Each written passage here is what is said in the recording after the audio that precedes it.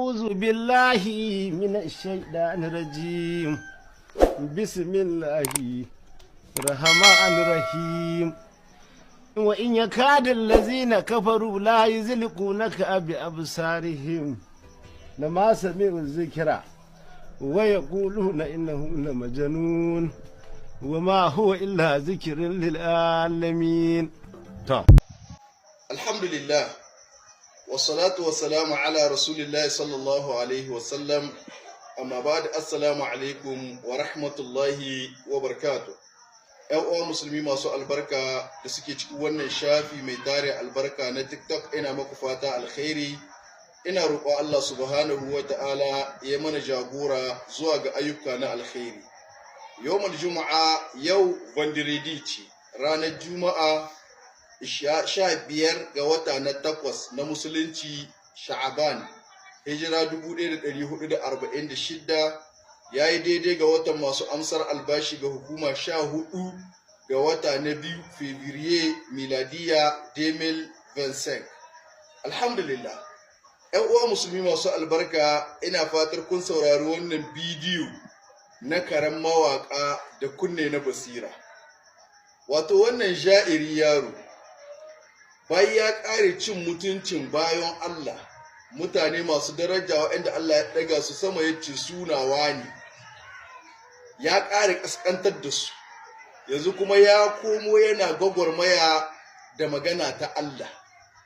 Waƙa ba karatu ne ba, dama waƙa Allah ya ce wa shu'ara a yattabi'uhumul ghawun, su mawaƙa masu biye su halakakku na, ya an ce mai biyar ka halakakke na keman kai ma halakakke na.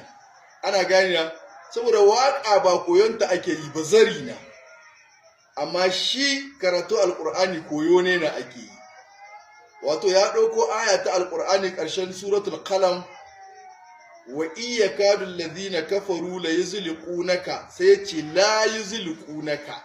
Kaga yayi ja da ubangijin da ya saukar da alƙur'ani.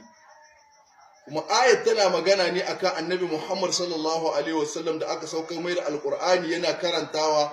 Allah ya ce lalle na waɗanda suka kafirta sun kusa su haɗiɗi da idanunsu, wato yayin da suka saurari karatun alkur'ani, waya quluna innahu la majnun, sai suna cewa ai shi mai karatun qur'anin nan mahaukaci na. Sai ce la yuzliqunaka, Allah ya ce za su, shi ko ya ce ba za su. Wannan shi ne an matsayin mutumin da ya kasance yana zagin mayan mutane, yana cin mutuncin addinin musulunci da bayan Allah. Kuskurensa da tu'annitinsa sai ya kai sa ga Allah ma sai ya yi ma abin da ba daidai ba. Ina malaman Najeriya, ya kamata ku zamanar da wannan yaro, ku ja kunnansa, ku nuna masa cewa alƙur'ani ba waƙa ba ce. Alƙur'ani karatunsa ne ake yi, alƙur'ani ba zari ne ba, alƙur'ani magana ce ta Allah, kuma magana ce ta gaskiya, wadda ba a yarda mutum ya zo ya canza lafuzzan da Allah ya saukar da larabcin ka juyar da su. In wasali sama na kan maido shi ƙasa ka canza magana, in wasali na asama kasa ruhu a ka canza magana, in wasali na ruhu a ce sama kasa shadda ka canza magana. Wannan dole sai ka koma makaranta rarara in kana so ka fahimci wannan. Saboda haka ƙasƙanci da walaƙanci ba zai ƙare ba akai irin mutanen da suke yin zari na waƙe-waƙe suna cin mutuncin bayan Allah, har suna tara dukiya, wai suna gani wannan dukiya ce ta halali. Ya za a yi ma Allah aiki da dukiya ta haramu? Inna Allah tayyibun la yaqbalu illa tayyib. Allah tsarkakakke na, bai karɓa duk abin da bai da tsarki, duk abin da ba ta hanyar Allah ba, ta aiki na ƙwarai an ka tara shi.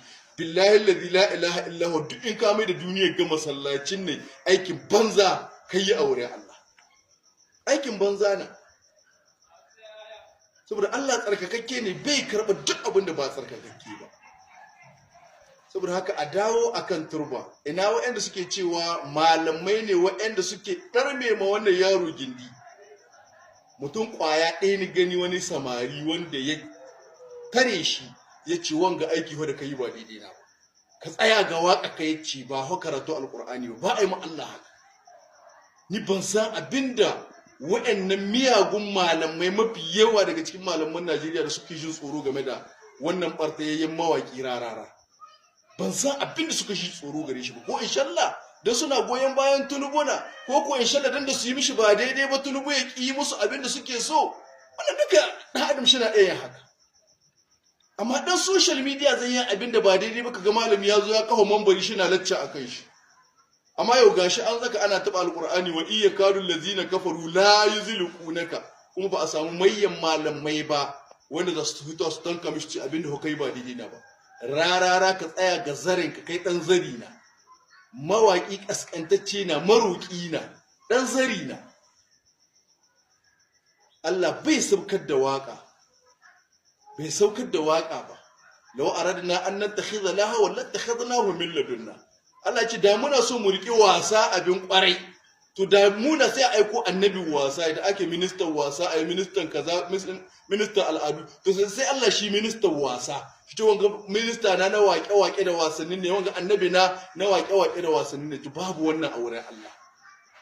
Saboda haka a koma makaranta a yi karatu, in dai karatun za a yi. In kuma waƙar za a ci gaba da ita, to a ci gaba da yi waƙa da cin mutuncin bayan Allah. Ni na tabbatar da inna rabbaka labil mirsad, ubangiji ka dai yana nan madakata. Yayi wuta ba sai an zo ba za a yi, yayi aljanna ba sai an zo ba za a yi. Saboda ka ƴan uwana musulmi, ka kuma manta da cewa yau rana ce ta Juma'a, rana wadda Allah subhanahu wataala halicci annabi Adam, kuma rana wadda ya shigar da shi a cikin aljanna, rana wadda Allah ya karbi tuba annabi Adam, kuma rana wadda Allah ya karbi rayuwar annabi Adam.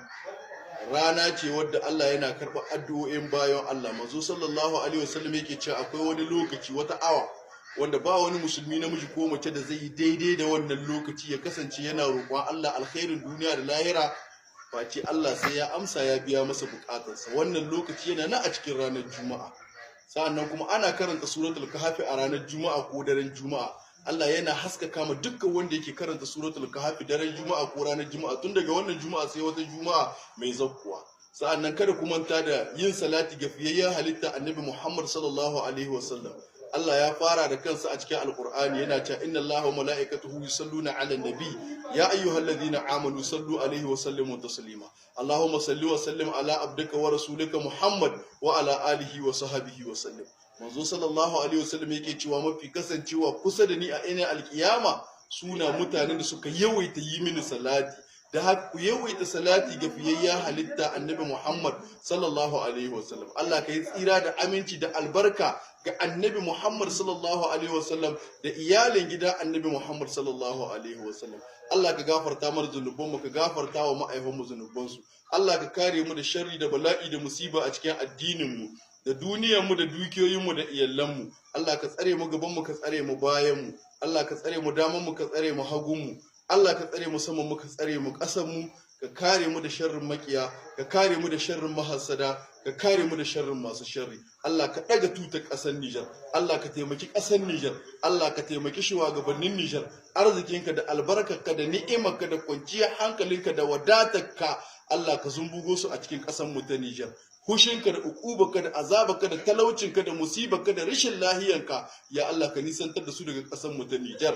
برحمتك يا أرحم الراحمين يا حي يا قيوم يا ذو الجلال والإكرام. mai girma shugaban ƙasa Abdurrahman Chani, Allah ka tsare mu da shi, Allah ka taimake sa, Allah ka karfafe sa, Allah ka kare mu da shi daga sharrin masu sharri, turawan mulkin mallaka da munafukan 'yan siyasa da azzalumai karnan farauta 'yan siyasa da karnan farauta 'yan siyasan malamai da karnan farauta mawaka. Allah ka tsare mu da shugabanninmu, Allah ka tsare mu da ƙasar mu ta Nijar, Allah ka tsare mu kanmu da tsarewarka bi rahmatika ya arhamar rahimin ya hayyu ya qayyum ya dhul jalali wal ikram. Assalamu alaikum wa rahmatullahi wa barakatuh.